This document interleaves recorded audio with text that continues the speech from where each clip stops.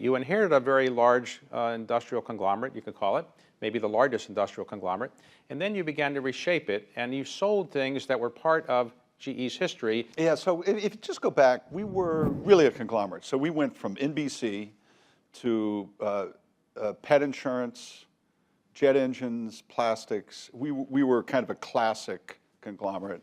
And I think, you know, in our business, a little bit different than, we're kind of in the permanent hold business, right? So at the end of the day, what I wanted to do was construct around the things that we really viewed as being our core competencies as time goes on, where you can generate a good return, where we could build competitive advantage. We were the biggest provider of long-term care, of reinsurance. I looked at those and said, these are, you know, A, I don't like the industries they're in, B, we're not very good at it, and we run it the wrong way. Right. Let's go. You know, so I started chopping away. GE Appliances, so was that hard to sell? So again, I always feel like it's good if you're your own activist, and it's always good if you ask yourself the question, do we run this business better than anybody else, or could somebody run it better than we could? In the case of appliances, it was a classic capital allocation because we weren't going to globalize the platform. We didn't want to spend the money to be big in China. We didn't want to spend the money to be big in Africa. I worked in appliances. I wouldn't have been CEO if I hadn't spent 4 years in the appliance business. So I had great affection, and I love the brand. So I had great affection for it, but we were just chopping wood. You know, we weren't on a path to greatness, and we could take that capital and put it in our energy business or aviation business. What about NBC Universal? Your predecessor bought that business, and it was profitable. And didn't you like hanging out with TV stars and movie stars? And you didn't like that? So good industry, good team, and we generated a good return for the company in the time we had it.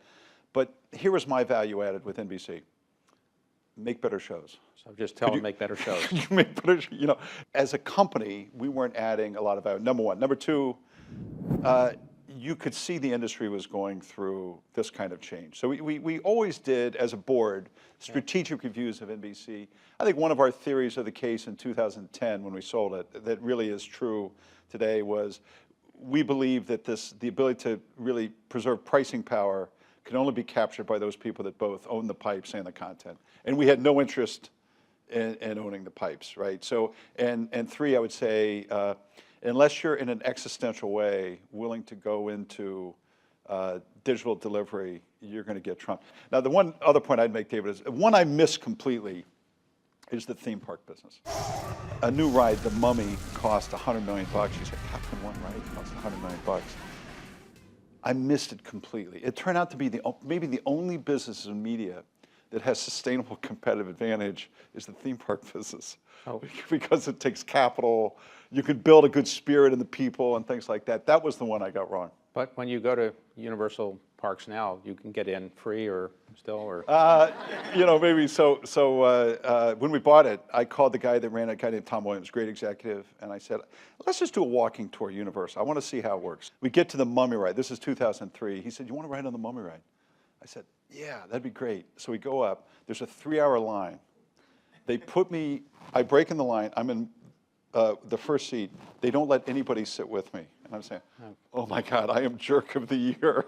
You know, I've just been voted the permanent jerk of the year, right?